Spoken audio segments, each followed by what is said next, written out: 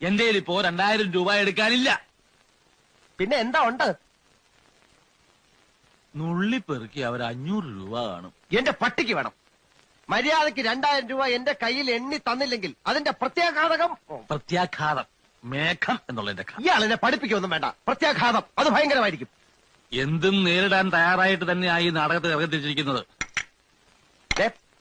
ഒരുമാതിരി പല തന്തയ്ക്ക് പറഞ്ഞ പരിപാടി എന്റെ അടുത്ത് കാണിക്കരുത്.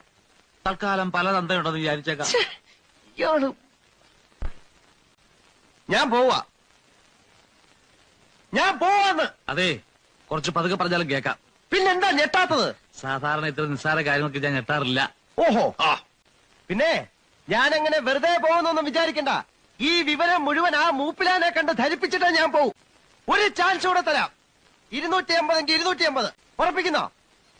രണ്ടുപേരോടും കൂടെ ചോദിക്കുന്നത്. എടോ, തനിക്ക് നാണമില്ലേടോ?